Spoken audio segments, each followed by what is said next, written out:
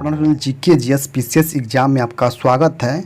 दोस्तों, बिहार पुलिस सिपाही भर्ती 21,391 पोस्ट के लिए जो आप ये 15 दिन बचा है दोस्तों, इसमें आपको एग्ज़ाम को कैसे फोड़ना है, एग्ज़ाम में आप कैसे दोस्तों 70 प्लस स्कोर कर पाइएगा, इसके लिए दोस्तों ये रिवीजन सीरीज हम लेके आए हैं। ठीक है दोस्तों, अगर आप ये रिवीजन सीरीज को कर लेते हैं तो आपको 100% दोस्तों हम कहते हैं कि आपका 70 प्लस आपका स्कोर जरूर होगा और 100% रिजल्ट होगा दोस्तों। क्यों हम कहते हैं? क्योंकि दोस्तों किसी भी एग्ज़ाम को आपको क्वालिफाई करने के लिए, ठीक है दोस्तों, पास करने के लिए कम से कम आपको जो हल्का प्रश्न आता है, हल्का और मॉडरेट प्रश्न आता है, उसको गलती नहीं करना होता। अगर आप हल्का प्रश्न को गलती कर दीजिएगा तो आप उसी वक्त एग्ज़ाम मतलब कि एग्ज़ाम से बाहर हो जाएगा, आपका रिजल्ट नहीं होने वाला दोस्तों। इसी को हम ध्यान में रखते हुए इस सीरीज को हम स्टार्ट किए दोस्तों। अगर ये रिवीजन सीरीज को आप देख लीजिएगा, अगर लगा लीजिए 2 से 3 बार, तो आपको एक भी हल्का प्रश्न गलती नहीं होगा दोस्तों। ये हम दवा के साथ कहते दोस्तों, जो भी बिहार पुलिस एग्जाम में पूछा जाएगा एक भी हल्का प्रश्न को गलती नहीं होगा। इसलिए आप ये रिवीजन सीरीज को आप जरूर लगाइएगा दोस्तों। ठीक है, अगर आप अधिक से अधिक इस पर व्यू, तो कम से कम दोस्तों एक हज़ार अगर व्यू चल जाएगा तो हम अगला वीडियो अपलोड करेंगे। ठीक है, वीडियो को आप शुरू से लास्ट तक देखिए दोस्तों, कैसे हम पढ़ाए हैं। इसमें आपको पता लगेगा 1 लाइनर प्रश्न दोस्तों, 100 गो प्रश्न, बहुत इंपॉर्टेंट वीवीआई प्रश्न दोस्तों। अगर आप देखिएगा तो आपको लग जाएगा कि हाँ क्वेश्चन कैसा है। सेम टू सेम आपको बिहार पुलिस से 21,391 सेम टू सेम आपको देखने को मिलेगा दोस्तों। इस बात आप कान खोल के सुन लीजिए दोस्तों। ठीक है, आप रिजल्ट चाहते हैं, आपका वर्दी का मिशन है, आपको वर्दी पहनने का शौक है, तो ये सीरीज को आप जरूर लगाइए दोस्तों। ठीक है, आप कमेंट बताइएगा दोस्तों वीडियो लास्ट में देखने के बाद कि ये सीरीज को कंटिन्यू रखें या हम नहीं चलाएं। ठीक है दोस्तों, तो आप कमेंट में जरूर बताइए दोस्तों। ठीक है, चैनल पर आप पहली बार हैं सब्सक्राइब करिए, बेल आइकन को प्रेस करिए ताकि हम जब भी कोई वीडियो डालें सबसे पहले आपके पास पहुँच सके। और दोस्तों, आप हमारे इसका पीडीएफ के लिए टेलीग्राम का लिंक नीचे दिया गया है, वहाँ ज्वाइन कर लीजिए। और आप डेली बिहार पुलिस का प्रैक्टिस सेट लगाना चाहते हैं तो हमारे व्हाट्सएप ग्रुप या टेलीग्राम में जुड़ जाइए, वहाँ पर हम डेली आपको बिहार पुलिस का फुल प्रैक्टिस करवाते हैं, तो उसमें आप जुड़ के कर सकते हैं दोस्तों। ठीक है, तो चलिए हम शुरू करते हैं आज की ये पहला प्रश्न देखते हैं। पहला प्रश्न क्या है दोस्तों? आज़ाद हिंद फौज की स्थापना किस वर्ष की गई थी? तो ये किया गया था अगस्त 1942 में। आज़ाद हिंद फौज की स्थापना किसने किया था? तो ये क्या था? सुभाष चंद्र बोस ने किया था, ये भी याद रखिएगा। सिरके का रासायनिक नाम क्या है दोस्तों? तो सिरके का रासायनिक नाम क्या है? एसिटिक एसिड है। क्या है? एसिटिक एसिड है। ठीक है, अगला प्रश्न देखते हैं। सेलुलोज से बने कृत्रिम रेशों को क्या कहा जाता है? तो ये रेयॉन कहते हैं। सेलुलोज से बने कृत्रिम रेशों को क्या कहा जाता है? तो रेयॉन कहते हैं सेलुलोज से। ठीक है, अगला प्रश्न देखते हैं।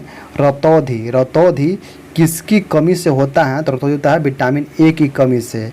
विटामिन ए का रासायनिक नाम क्या है दोस्तों? तो रेटिनॉल है। ठीक है, विटामिन ए के सर्वोत्तम स्रोत क्या है दोस्तों? तो ये है गाजर होता है। ठीक है, अगला प्रश्न देखते हैं। क्या है? लोदी वंश का अंतिम शासक कौन था? तो लोदी वंश के अंतिम शासक था इब्राहिम लोदी। लोदी वंश की स्थापना किसने किया था दोस्तों? तो ये क्या था? बहलोल लोदी ने लोदी वंश की स्थापना किया था। अगला देखते हैं। विद्युत क्षमता का मात्रक क्या होता था? विद्युत क्षमता का मात्रक होता है वाट होता है। ठीक है, अगला देखते हैं। दुनिया का सबसे बड़ा जानवर कौन सा है? तो ये है नीली व्हेल है, ये भी याद रखिएगा। अगला है ब्लू बैटिंग जल्लीकट्टू कहाँ का पारंपरिक खेल है? तो ये है तमिलनाडु का है, तो ये भी आप याद रखिएगा। ठीक है, अगला प्रश्न देखते हैं। प्रश्न नंबर 9 नंबर प्रश्न होगा दोस्तों। क्या है? प्रकलन समिति संसद के किस सदन से संबंधित है? तो ये है लोकसभा से। ठीक है, तो प्रकलन समिति में कुल दोस्तों 30 सदस्य होता है। ठीक है, ये 30 सदस्य लोकसभा से होता है, ये भी आप याद रखिएगा। अगला प्रश्न देखते हैं। प्रश्न नंबर 10 है। किसने प्रसिद्ध पुस्तक गीत गोविंद लिखा है? तो ये लिखा है जयदेव ने। जयदेव के पुस्तक के नाम क्या है? गीत गोविंद है। अगला है ग्लोबल वार्मिंग के लिए उत्तरदायी गैस कौन सा है? तो ये है कार्बन डाइऑक्साइड, CO2 गैस है, ग्लोबल वार्मिंग के लिए उत्तरदायी है। अगला है मानव शरीर में सबसे बड़ी आंतरिक अंग कौन सा है? तो मानव शरीर का सबसे बड़ी आंतरिक अंग यकृत होता है दोस्तों। मानव शरीर का पूछेगा सबसे बड़ा अंग कौन सा है, बड़ा ग्रंथि कौन सा है? अगर अंग पूछेगा तो त्वचा हो जाएगा दोस्तों।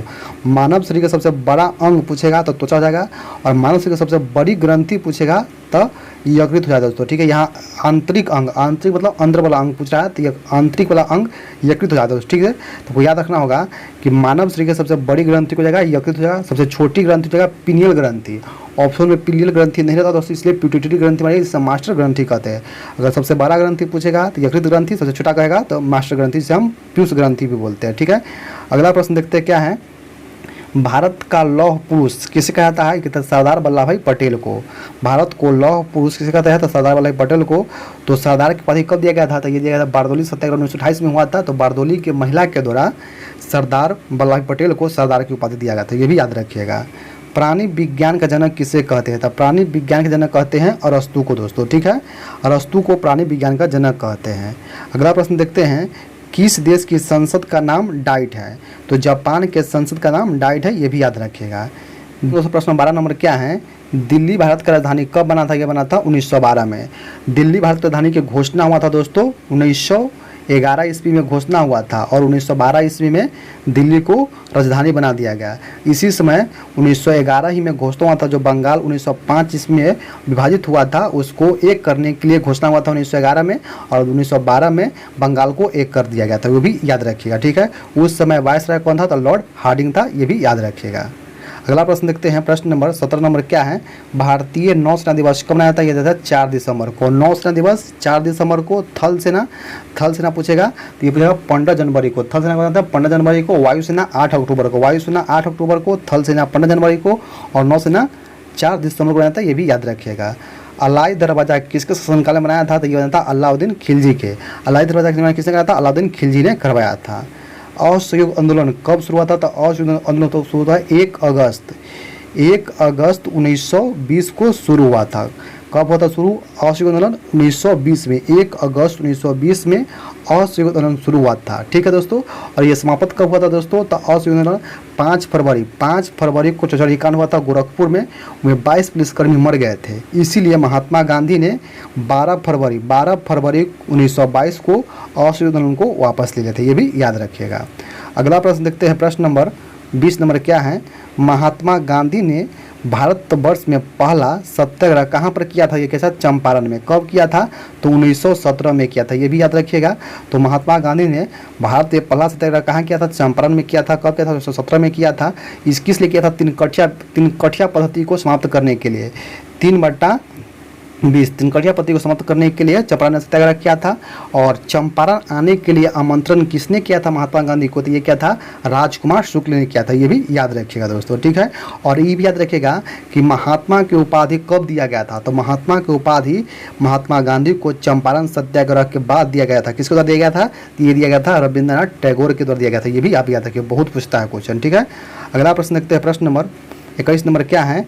ब्राह्मणों पर जजिया कर लगाने वाला दिल्ली का सुल्तान कौन था? ये था फिरोज शाह तुगलक था।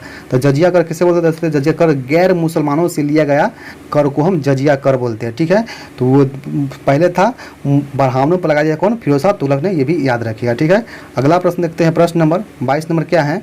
भारतीय संविधान के अनुच्छेद 40 किस संविधानित है? यह गांधी सिद्धांत पर। गांधी संविधान 40 में क्या है? तो आर्टिकल 40 में तो ग्राम पंचायत है। आर्टिकल 40 किससे किया है? ग्राम पंचायत चर्चा किया है, ये गांधीवादी सिद्धांत है, ये भी याद रखिएगा। ठीक है, अगला प्रश्न देखते हैं क्या है? प्रश्न नंबर 23 नंबर देखते हैं क्या है? मानव अधिकार आयोग की स्थापना कब हुआ था? तो 1993। मानव अधिकार आयोग की स्थापना कब हुआ था? तो 1993 में हुआ था। अगला देखते हैं, कपास किस कुल से संबंधित है? तो मालवेसी। कपास किस कुल से संबंधित है? तो मालवेसी कुल से संबंधित है, ये भी आप याद रखिएगा। अगला प्रश्न देखते हैं, प्रश्न नंबर 25 नंबर क्या है? चंद्रमा से आने के बाद पृथ्वी तक प्रकाश कब पहुंचता है? तो 13 सेकंड में पहुंचता है। क्या है? चंद्रमा से आने के बाद प्रकाश पृथ्वी तक कितने समय पहुंचता है? तो 13 सेकंड में पहुंचता है, ये याद रखिएगा। ठीक है, अगला है, दृष्टिपटल पर किस प्रकार का चित्र बनता है? तो ये बनता है वस्तु से छोटा और वास्तविक बनता है। मतलब कि मानव के रेटिना पर प्रतिबिंब कैसा बनता है? तो वास्तविक बनता है, छोटा बनता है, उल्टा बनता है, ये भी याद रखिए। ठीक है, अगला प्रश्न देखते हैं, 27 नंबर प्रश्न क्या है दोस्तों? 27 नंबर प्रश्न है आपको, यदि तरल पदार्थ को गर्म किया जाए तो उसके घनत्व पर क्या प्रभाव पड़ेगा, तो घनत्व कम हो जाएगा दोस्तों। यदि तरल पदार्थ को गर्म किया जाए तो उसके घनत्व पर क्या प्रभाव पड़ेगा, तब घनत्व कम हो जाएगा, याद रखिएगा। अगला है, गर्म मौसम में पंखा चलाने से आराम क्यों महसूस होता है दोस्तों, कि शरीर के पसीना तेजी से वाष्पीकृत होता है, इसलिए ठंडा महसूस होता है। ठीक है, अगला प्रश्न देखते हैं। प्रश्न नंबर 29 नंबर क्या है, तेज हवा वाली रात में ओस नहीं बनता है, कारण क्या है दोस्तों, वाष्पीकरण का दर तेज होता है, इसलिए ओस नहीं बन पाता है दोस्तों। ठीक है, अगला प्रश्न देखते हैं। रेफ्रिजरेटर में खाद्य पदार्थ को रखने के लिए कितना तापमान आवश्यक है दोस्तों, यह 4 डिग्री सेंटीग्रेड है दोस्तों। ठीक है, तो इसको याद रखिएगा कि बर्फ का आयतन सबसे कम किस पर होता है दोस्तों, तो सबसे कम होता है 4 डिग्री सेंटीग्रेड पर। ठीक है, तो अब बर्फ का घनत्व सबसे अधिक किस पर होता है, 4 डिग्री सेंटीग्रेड पर, ये भी याद रखिएगा दोस्तों। ठीक है, अगला प्रश्न देखते हैं। गैल्वेनीकृत लोहे पर किस पदार्थ का लेप होता है, तो ये होता है जस्ते का लेप होता है, जस्ते का लेप होता है दोस्तों। ठीक है दोस्तों, अगर पदार्थ लोहा पर जंग लगता है तो उसका भार बढ़ जाता है दोस्तों, ये भी याद रखिएगा कि अगर लोहे पर जंग लग गया तो उसका भार घटता या बढ़ता तो बढ़ जाता है, ये भी याद रखिएगा, बहुत पूछता है क्वेश्चन। ठीक है, स्टिक की कठोरता प्रदान करने के लिए उसमें क्या मिलाया जाता है, तो ये इसमें कार्बन मिलाया जाता है, कार्बन मिलाया जाता है, तो ये भी याद रखिएगा। ठीक है, अगला प्रश्न देखते हैं। प्रश्न नंबर 33 नंबर क्या है, मतदाता की अंगुली में लगाई जाने वाली स्याही के निर्माण किस रासायनिक यौगिक का प्रयोग किया जाता है, तो कहता है सिल्वर नाइट्रेट का, सिल्वर नाइट्रेट का, तो ये याद रखिएगा। ठीक है, अगला प्रश्न देखते हैं। प्रश्न नंबर 34 नंबर क्या है, आवर्त सारणी में उप धातु को किस ब्लॉक में रखा गया है, तो पी ब्लॉक में रखा गया है, पी ब्लॉक में रखा गया है, ये याद रखिएगा। ठीक है, टांका किन धातुओं का मिश्रण होता है, सीसा और टीन का। टांका जो सोल्डर धातु होता है किस धातु का मिश्रण होता है, सीसा और टीन का मिश्रण धातु होता है। ठीक है, लौंग का तेल का कौन सा यौगिक पाया जाता है, तो ये है यूजेनॉल।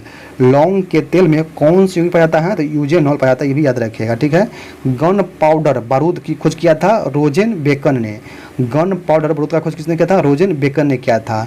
रेयन किससे बनाया जाता है, तो सेलुलोज से, रेयन किससे प्राप्त किया जाता है, सेलुलोज से प्राप्त किया जाता है, ये भी याद रखिएगा। यूरो 2 नर्स का संबंध किस क्षेत्र से है, तो प्रदूषण नियंत्रण से है, प्रदूषण नियंत्रण से है, ये भी आप याद रखिएगा। ठीक है, अगला प्रश्न देखते हैं। 40 नंबर क्या है, कूका आंदोलन कहाँ संबंधित है, कहाँ संबंधित है, पंजाब से। कूका आंदोलन कहाँ हुआ था, पंजाब में हुआ था। कुकी आंदोलन का हुआ था, ये मणिपुर, अगर कुकी पूछ देगा तो मणिपुर, कूका पंजाब, याद रखिएगा। ठीक है, ये पैसेज टू इंडिया पुस्तक के लेखक कौन है, E.M. फोर्टर्स। ये पैसेज टू इंडिया पुस्तक की रचना किसका है, तो यह E.M. फोर्टर्स का, ये याद रखिएगा। ठीक है, आज नवरत्न का अर्थ क्या है, केंद्रीय लोक उद्यम विभाग द्वारा कंपनियों को दी गई दर्जा को हम नवरत्न कहते हैं। ठीक है, अगला प्रश्न देखते हैं क्या है। 43 नंबर प्रश्न क्या है दोस्तों, 43 नंबर प्रश्न है, किस भारतीय भाषा को बोलने वाले लोगों की संख्या विश्व में हिंदी के बाद सबसे अधिक है, तो बांग्ला, बांग्ला हिंदी के बाद सबसे अधिक बांग्ला का, ये भी याद रखिएगा। शब्द ईड किससे संबंधित है, तो आत्ममोह से, ईड शब्द किससे संबंधित है, तो आत्ममोह से संबंधित है ईड शब्द। ठीक है, national gallery of modern art कहाँ स्थित है, तो नई दिल्ली में। क्या है, national gallery of modern art कहाँ स्थित है, तो नई दिल्ली में स्थित है।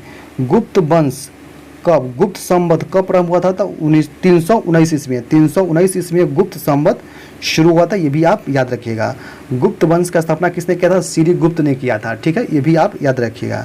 गुप्त वंश के वास्तविक संस्थापक कौन था, तो चंद्रगुप्त मौर्य था, ये भी याद रखिएगा। ठीक है, अगला प्रश्न देखते हैं। प्रश्न नंबर 47 नंबर क्या है, फसलों पर DDT के छिड़काव से क्या प्रदूषित होता है, वायु, मृदा एवं जल, वायु, मृदा, जल तीनों प्रभावित होता है। ठीक है, इसलिए याद रखिएगा। मानव शरीर के किस अंग में रुधिर ऑक्सीजन युक्त होता है, तो फेफड़ा, फेफड़ा में है जो रुधिर ऑक्सीजन युक्त होता है। इस बताते हैं दोस्तों कि धमनी, धमनी, धमनी में होता है शुद्ध रक्त, देखिए धमनी में हो जाएगा शुद्ध रक्त होता है। ठीक है, और सीरा, सीरा में अशुद्ध रक्त होता है, तो किसी देखिएगा धमनी, धमनी मतलब धनी आदमी, धनी आदमी के पास क्या था, शुद्ध पैसा रहता है, शुद्ध रक्त होता है। जो धनिक रहता है मतलब अमीर आदमी है, धनी, धनी मतलब अमीर मतलब आदमी के पास शुद्ध रक्त होगा। और सीरा मतलब जो गरीब हो गया, सीरा होगा, उसके बाद अशुद्ध रक्त आता है। इसे याद रखिएगा, कभी करप्शन नहीं होगा दोस्तों। ठीक है, धमनी में शुद्ध रक्त होता है और सीरा में अशुद्ध होता है। इसका एगो अपवाद होता है कि फफूस सीरा, अगर फफूस सीरा पूछ देगा तो उसमें शुद्ध रक्त होता है, और फफूस धमनी पूछ देगा तो उसमें अशुद्ध रक्त होता है। अपवाद में होता है, अगर फफूस लगा मिल जाएगा, फफूस धमनी कह देगा तो उसमें अशुद्ध रक्त हो जाएगा, और फफूस सीरा कह देगा तो शुद्ध रक्त हो जाएगा। उसे सीधे पूछेगा शुद्ध किसमें होता है, तो धमनी मतलब धनी आदमी के पास शुद्ध रक्त होता है, इसलिए धनी मतलब शुद्रल। ऐसे याद रखने के लिए हम आपको ट्रिक बता दें, कभी कन्फ्यूजन नहीं होगा दोस्तों, ठीक है। अगला देखते हैं, अगला प्रश्न क्या है, मियोसिस। मियोसिस क्या है, तो मियोसिस एक असूत्री विभाजन है। मियोसिस क्या है, तो एक असूत्री विभाजन है दोस्तों, ठीक है। वीडियो को अच्छा लग रहा है दोस्तों तो वीडियो को लाइक आप जरूर कीजिएगा। कमेंट बताइए कि ये सीरीज आगे हम बढ़ाए कि नहीं बढ़ाए, इसलिए आप कमेंट जरूर कीजिएगा दोस्तों। आपको वीडियो कैसे लग रहा है, याद हो रहा है या नहीं हो रहा है, आप जरूर बताइएगा दोस्तों, ठीक है। आपको हम इस पर याद करवा देंगे दोस्तों, ठीक है। अगला प्रश्न देखते हैं, प्रश्न नंबर 50 नंबर क्या है, सर्वेंट ऑफ इंडिया सोसाइटी किससे संबंधित है। ये है गोपाल कृष्ण गोखले ने। ये कब स्थापना किया था, ये किया था 1905 ईस्वी में, लिखा था किसको, India of servant of India society का स्थापना कब किया था, तो 1905 ईस्वी में किया था। किसने किया था, गोपाल कृष्ण गोखले किया था। गोपाल कृष्ण गोखले क्या था, राजनीतिक गुरु था। महात्मा गांधी के राजनीतिक गुरु कौन था, तो गोपाल कृष्ण गोखले था। ये भी आप याद रखिएगा, ठीक है। 1905 के कलकत्ता अधिवेशन की अध्यक्षता किसने किया था, तो गोपाल कृष्ण गोखले ने किया था। ये भी आप याद रखिएगा, ठीक है। अगला प्रश्न देखते हैं, प्रश्न नंबर 51 नंबर क्या है, हुजून दिल्ली दुरस्त अभी दिल्ली दूर है, किसने कहा था, निजामुद्दीन औलिया ने कहा था, ठीक है। अगला प्रश्न देखते हैं, प्रश्न नंबर 52 नंबर क्या है, तोल्कापियम ग्रंथ किससे संबंधित है, तो यह है व्याकरण से। तोल्कापियम ग्रंथ किससे संबंधित है, तो यह है व्याकरण से संबंधित है। अगला देखते हैं क्या है, काराकोरम पर्वत श्रेणी का पूर्व नाम क्या था, तो ये थे कृष्णागिरी। काराकोरम पर्वत श्रेणी का पूर्व नाम क्या था, तो कृष्णागिरी था। ये भी आप याद रखिएगा, ठीक है। प्रश्न नंबर देखते हैं 54 नंबर क्या है, संसार के सबसे गहरी झील कौन है, तो बैकाल झील। संसार के सबसे गहरी झील कौन सा है, तो बैकाल झील है, ठीक है, याद रखिएगा। अगला दोस्तों प्रश्न में देखते हैं 55 नंबर क्या है, राज्यसभा के नामांकित प्रथम अभिनेत्री कौन थी, तो ये थी नरगिस दत्त थी, ठीक है। तो देखिए दोस्तों, हम एक ट्रिक बताते हैं, क्या है, सरला, ठीक है। सठी लिखा है, संसद कितना है 79, आर्टिकल 79 में संसद चर्चा है, र से हो जाएगा राज्यसभा के हो जाएगा 80 में, और लोकसभा हो जाएगा 81 में। अगर आपको पूछ देगा कि आर्टिकल 81 में किसका चर्चा है, तो 81 में लोकसभा हो जाएगा, ठीक है। 80 में है राज्यसभा और 79 में है संसद। आपसे पूछ देगा कि संसद के चर्चा आर्टिकल कितना में किया गया है, तो आप याद रखिएगा सरला का ट्रिक है, सरला से पढ़ा जाएगा। सरला संसद 79 में, राज्यसभा 80 में और लोकसभा 81 में, याद रखिएगा, आपसे इसे बन जाएगा, ठीक है दोस्तों। अगला प्रश्न देखते हैं, प्रश्न नंबर 56 नंबर क्या है, बलवंत मेहता समिति का गठन किस वर्ष हुआ था, तो 1957 में हुआ था। बलवंत मेहता समिति का गठन कब हुआ था, 1957 में हुआ था। बलवंत मेहता समिति क्या स्तरीय था, तो 3 स्तरीय था, ठीक है। और अशोक मेहता समिति क्या स्तरीय था, तो 2 स्तरीय था। ये भी आप याद रखिएगा, ठीक है। अगला देखते हैं, अगला है 57 नंबर, माय वेट किस संबंधित है, तो उत्पाद शुल्क से। माय वेट किस संबंधित है, तो उत्पाद शुल्क से संबंधित है। अगला देखते हैं क्या है, कर संचरण संबंधित सुधारों के लिए गठित समिति कौन सी है, तो चिलैया समिति है। क्या है, कर संबंधित सुधारों के लिए गठित समिति कौन है, तो चिलैया समिति है। ये याद रखिएगा आप लोग, ठीक है। समुद्री तल से बिहार की औसत ऊंचाई कितना है, तो 53 मीटर है, 53 मीटर है, ये भी याद रखिएगा, ठीक है। अगला प्रश्न देखते हैं क्या है, 60 नंबर, उड़ीसा राज्य बिहार से कब पृथक किया गया और नया प्रांत बनाया गया था, 1936 ईस्वी में, ठीक है। उड़ीसा राज्य को बिहार से कब पृथक किया गया और नया बनाया गया, 1936 ईस्वी में अलग किया गया, ठीक है। और देखते हैं बिहार में कितने ब्लॉक प्रखंड है, तो 534 बिहार में ब्लॉक या प्रखंड है, याद रखिए 534 है। बिहार में जिला की संख्या कितना है, तो बिहार में 38 जिला है, ठीक है। अगला प्रश्न देखते हैं, माई कंट्री माई लाइफ पुस्तक के लेखक कौन है, लाल कृष्ण अडवाणी है। माई कंट्री माई लाइफ पुस्तक के लेखक कौन है, लाल कृष्ण अडवाणी है, ठीक है, याद रखिएगा। डेविस कप किससे संबंधित है, तो डेविस कप लॉन टेनिस है। डेविस कप किससे संबंधित है, तो यह है लॉन टेनिस से संबंधित है, ठीक है। किसकी पांडुलिपि को यूनेस्को के सूची में शामिल किया गया है, ऋग्वेद के पांडुलिपि को यूनेस्को की सूची में शामिल किया गया है। वेद कितना है दोस्तों, तो वेद 6 है, वेद 4 है दोस्तों, सॉरी दोस्तों, वेद की संख्या कितना है, तो वेद की संख्या 4 है। कौन है, ऋग्वेद, सामवेद, अथर्ववेद और यजुर्वेद है, ये भी याद रखिएगा, ठीक है। वेदांग कितना है, वेदांग 6 है, ये भी आप याद रखिएगा, ठीक है। अगला देखते हैं प्रश्न नंबर क्या है, 165 प्रश्न नंबर क्या है, 123 समझौता किसे संबंधित है? तो पूना परमाणु समझौता था। 123 समझौता किससे संबंधित है? तो यह परमाणु समझौता से संबंधित है। ठीक है। रहा अजात शत्रु के वंश का नाम क्या है? तो हर्यक वंश है। अजात शत्रु का वंश का नाम क्या है दोस्तों? तो हर्यक वंश है। ठीक है। अगला देखते हैं प्रश्न देखते हैं 67 नंबर क्या है? महात्मा बुद्ध ने अपना धर्म चक्र प्रवर्तन किस स्थान पर किया था? तो ये किया था सारनाथ में किया था। ठीक है। तो महात्मा गांधी का धर्म चक्र प्रवर्तन सारनाथ में होता है। महात्मा गांधी ने सर्वाधिक उपदेश कहाँ दिया था? तो ये दिया था श्रावस्ती में। सर्वाधिक उपदेश कहेगा तो श्रावस्ती में। प्रथम उपदेश कहाँ दिया था? तो सारनाथ में दिया था। ये भी आप याद रखिएगा। ठीक है। अगला प्रश्न देखते हैं हड़प्पा कालीन बंदरगाह कौन था? तो ये था लोथल। लोथल कहाँ है? तो गुजरात में है। किस नदी पर है? तो भोगवा नदी पर है। ठीक है। ये याद रखिएगा। ठीक है। कलहन की पुस्तक का नाम क्या है? तो राजतरंगिणी है। कलहन के पुस्तक का नाम क्या है? तो राजतरंगिणी है। ये भी याद रखिएगा। यूनेस्को की आधिकारिक भाषा कितना है? तो 6 है। यूनेस्को की आधिकारिक भाषा कितने दोस्तों? तो 6 है। ये भी याद रखिएगा। क्या है? अमेरिका के राष्ट्रपति अधिकतम कितनी बार निर्वाचित हो सकते हैं? तो अधिकतम 2 बार। अमेरिका के राष्ट्रपति अधिकतम 2 बार ही निर्वाचित हो सकते हैं। ठीक है। अगला प्रश्न देखते हैं प्रश्न नंबर 72 नंबर क्या है? चांद का मुंह टेढ़ा है पुस्तक के लेखक कौन है? जगरनाना माधव मुक्ति बोध। गजानना माधव मुक्ति बोध है जो चांद का मुंह टेढ़ा है पुस्तक के लेखक है। अगला है अखबारी कागजों के उद्योग के लिए कौन सा शहर विख्यात है? तो नेपानगर। क्या है? अखबारी कागज के उद्योग के लिए कौन सा शहर विख्यात है? तो नेपानगर है। नेपानगर है। याद रखिएगा। ठीक है। अगला प्रश्न प्रश्न नंबर 74 क्या है? कजरी कहाँ के लोक नृत्य है? तो ये हैं उत्तर प्रदेश के। कजरी कहाँ के लोक नृत्य है? तो उत्तर प्रदेश के हैं। कुचिपुड़ी कहाँ के हैं? तो कुचिपुड़ी आंध्र प्रदेश के हैं। कुचिपुड़ी देखिएगा, कुचिपुड़ी से देखिएगा कुछ देता है। कौन सब आंध्र आदमी से देखते लात से कुछ देता है, कुछ काट के मार देता है। तो कौन कुछ का मारेगा? जिसको नहीं दिखाई देगा ना आंध्र आदमी से। आंध्र मतलब आंध्र प्रदेश। कुचिपुड़ी आंध्र प्रदेश, इसे याद रखिएगा। ठीक है। अगला प्रश्न देखते हैं प्रश्न नंबर हो गया 75 नंबर क्या है? सूर्य किरण पृथ्वी पर कितने देर में आती है? 8 मिनट दोस्तों 20 सेकंड। यहाँ 5 सेकंड लिखा है। इसे पूछता है 8 मिनट 20 सेकंड में आपको सूर्य का किरण पृथ्वी पर पहुंच जाता है। किस विधि से पता है? तो आपसे पूछेगा दोस्तों कि पृथ्वी किस विधि से गर्म होता है? तो विकिरण विधि से। पृथ्वी गर्म होता है विकिरण विधि से गर्म होता है। ये भी याद रखिएगा। ठीक है। चंद्रमा के प्रकाश पृथ्वी पर कितना समय आता है? 1.23 सेकेंड में चंद्रमा का प्रकाश पृथ्वी पर आता है। ये भी याद रखिएगा। तो दोस्तों कि पृथ्वी का अगर पूछेगा पृथ्वी का पलायन वेग कितना होता है? तो 11.2 किलोमीटर पर सेकेंड होता है। ठीक है। याद रखिएगा। और चंद्रमा का पलायन वेग कितना होता है? ये होता है 3.2 किलोमीटर पर सेकेंड होता है। और सूर्य का होता है 42 किलोमीटर पर सेकेंड होता है। ये भी याद रखिएगा। ठीक है। अगला प्रश्न देखते हैं 76 नंबर क्या है? कोबाल्ट 60 किस प्रकार का कैंसर का निदान में किया जाता है? तो ये कहता है गामा किरणों में। कोबाल्ट 60 के किस किरण का प्रयोग कैंसर के निदान में किया जाता है? तो गामा किरण का। ठीक है। कोबाल्ट 60 किस में पाया जाता है? तो विटामिन B12 में। विटामिन B12 में कोबाल्ट 60 पाया जाता है। ये भी याद रखिएगा। ठीक है। उष्मा का सबसे अच्छा चालक कौन है? तो चांदी है। उष्मा का सबसे अच्छा चालक कौन है? तो चांदी है। ये भी याद रखिएगा। क्या है? एक वयस्क के शरीर में रक्त की मात्रा होता है 4 से 5 लीटर। 4 से 5 लीटर होता है दोस्तों। ठीक है। रक्त का pH मान कितना होता है दोस्तों? 7.4 होता है। 7.4 मतलब 7.4 होता है रक्त का pH मान। रक्त का पूछे तब, आंसू के पूछे तब, चाहे पसीना के पूछे तब, सभी का pH कितना होता है? 7.4 ही होता है जो क्षारीय होता है। ये भी याद रखिएगा। ठीक है। और अम्ल और क्षार किसके बोलते हैं दोस्तों?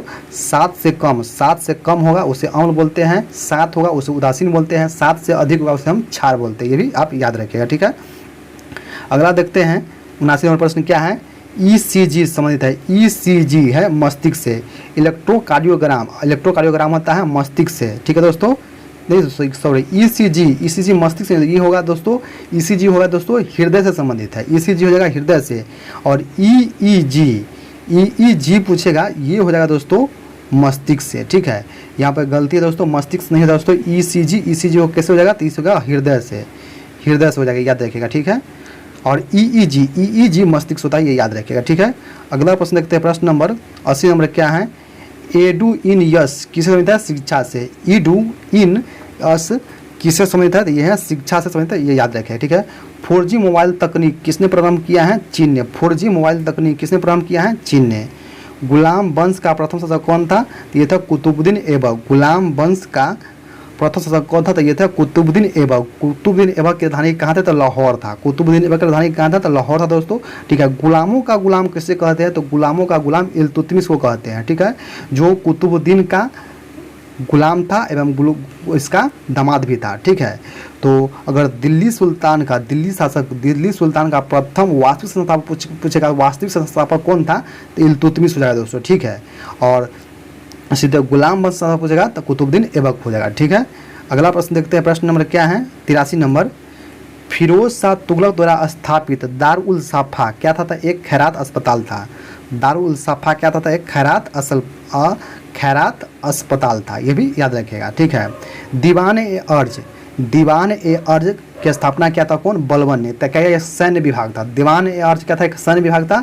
और दीवान ए कोही की स्थापना क्या था, मोहम्मद बिन तुगलक ने, ये कृषि विभाग था। ये भी सब याद रखना होगा आपको। ठीक है दोस्तों, अगला प्रश्न है, किस मुस्लिम शासक ने तीर्थ यात्रा कर समाप्त किया था, ये अकबर ने किया था। कब किया था, तो 1563 में। 1563 में तीर्थ यात्रा कर को समाप्त कर दिया था, कौन, अकबर ने किया था। यह भी याद रखिए, तीर्थ मतलब 1563 में समाप्त किया था। ठीक है, अगला है, अस्थाई बंदोबस्त किसके साथ किया गया था, जमींदारों के साथ। अस्थाई बंदोबस्त किसके साथ किया गया था, जमींदारों के साथ किया गया था। ठीक है, अगला प्रश्न है, रामसर प्रस्ताव संबंधित है वन्यजीव के संरक्षण से। रामसर प्रस्ताव संबंधित है किसी दोस्तों, तो वन्यजीव के संरक्षण से। ठीक है, आर्द्र भूमि दिवस को मनाया था 2 फरवरी को। 2 फरवरी को आर्द्र भूमि दिवस मनाया था, ये भी आप याद रखिएगा। ठीक है, अगला देखते हैं।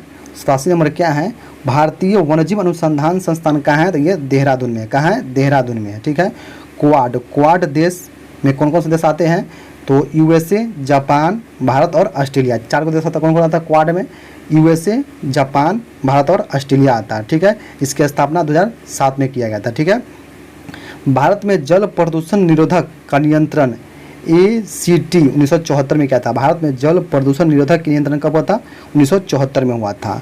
भारत का सक्रिय ज्वालामुखी कौन है, तो बैरन द्वीप है। कहाँ है, तो यह है अंडमान निकोबार में। क्या है, भारत का सक्रिय ज्वालामुखी कहाँ है, तो बैरन द्वीप है, जो कहाँ है, अंडमान निकोबार द्वीप समूह। एक सक्रिय ज्वालामुखी भारत में, वो है बैरन द्वीप। ठीक है, अगला देखते हैं क्या है, प्रथम अफीम युद्ध की समापन करने वाली संधि कौन थी, तो नानकिंग की संधि। प्रथम अफीम युद्ध की समापन करने वाली संधि कौन थी, तो नानकिंग के संधि था। ठीक है, आगे देखते हैं। 92 नंबर प्रश्न क्या है, नाभिकीय रिएक्टर का अवयव जो श्रृंखला अभिक्रिया को नियंत्रित करता है, तो यह नियंत्रित क्षर। नियंत्रित क्षर है जो क्या है, कैडमियम एवं बोरॉन का क्षर। किसका प्रयोग किया है, कैडमियम एवं बोरॉन का क्षर का प्रयोग किया था, ये भी आप याद रखिए। क्या है, यूटोपिया के लेखक कौन है, थॉमस मोर। यूटोपिया के लेखक कौन है, तो थॉमस मोर है। सप्त क्रांति की अवधारणा को प्रतिपादित किया था राम मनोहर लोहिया ने। सप्त क्रांति की अवधारणा को प्रतिपादित किया था राम मनोहर लोहिया ने, याद रखिएगा। हैप्पीनेस ऑल अराउंड पुस्तक के लेखक कौन है, Abhijit Gupta. Happiness all around पुस्तक के लेखक कौन है, अभिजीत गुप्ता है। अरुणय योजना किस राज्य ने शुरू किया था, असम ने शुरू किया था, ये भी आप याद रखिएगा। ठीक है, अगला प्रश्न क्या है, प्रश्न है, दाई दीदी कालीन योजना छत्तीसगढ़। दाई दीदी कालीनिक योजना छत्तीसगढ़ ने शुरू किया था, ये भी याद रखिएगा। भारत का वाटरमैन किसे कहते हैं, राजेंद्र सिंह को। भारत का वाटरमैन किसे कहते हैं, राजेंद्र सिंह को बोलते हैं, ये भी याद रखिएगा। प्रश्न देखते हैं। 99 नंबर क्या है, भारत के सबसे उत्तरी बिंदु को जाएगा इंदिरा कॉल, और दक्षिणी बिंदु का आएगा था इंदिरा पॉइंट हो जाएगा, ये भी याद रखिएगा। ठीक है, अगला प्रश्न देखते हैं। प्रश्न नंबर 16 में क्या है, वर्ग संघर्ष की अवधारणा किसने दिया था, ये दिया था कार्ल मार्क्स ने दिया था वर्ग संघर्ष की अवधारणा दिया था। दोस्तों ये 100 प्रश्न थे। आप लोग कमेंट में बताइएगा कि ये 100 प्रश्न जो हम VVI जो गेस किए हैं, आपको कैसा लगा वीडियो। ठीक है, ये प्रश्न आपको कैसा लगा जरूर बताइएगा दोस्तों। अगर आप ये वीडियो को आप देख लेते हैं, जो हम ये सीरीज स्टार्ट की है, कम से कम 20 सीरीज इसका चलाएंगे दोस्तों। अगर आप कंटिन्यू इसका व्यू कम से कम 1 की व्यू आ जाएगा, तो अगला हम वीडियो अपलोड करेंगे दोस्तों। अगर आप कंटिन्यू आप कमेंट में लिखिएगा हाँ चलाते रहिए, तो हम इसका अगला चलाते रहेंगे दोस्तों। ठीक है, तो आप वीडियो को लाइक कीजिए, अधिक से अधिक शेयर कीजिए कि कम से कम 1000 व्यू चल जाए और कम से कम 100 लाइक चल जाए दोस्तों। ठीक है, अच्छा कमेंट कीजिए, हम जरूर इसको कंटिन्यू रखेंगे दोस्तों। कि इसका देखिए एक शायरी क्या है दोस्तों, इसमें मंजिल उन्हीं को मिलती हैं जिनके सपने बड़े होते हैं। मंजिल उन्हीं को मिलते हैं जिनके सपने बड़े होते हैं, बल्कि मंजिल उन्हें नहीं मिलते जो जिद पर पड़े होते हैं। ठीक है। तो ये आप लोग इस मोटिवेट के साथ बिहार पुलिस में हमकी वर्दी ले लेना है। इस तरह से तैयारी कीजिए दोस्तों। आप मात्र 15 दिन बचा है, 15 दिन में कम से कम आपको 20 सीरीज करवा देंगे ताकि आपको 100% एग्जाम आपको क्वालिफाई कर जाइए दोस्तों। ठीक है, वीडियो कैसा लगा कमेंट जरूर बताइए दोस्तों। अधिक से अधिक शेयर कीजिए। चलिए हम फिर मिलते हैं किसी अन्य से। तो जय हिंद, जय भारत दोस्तों।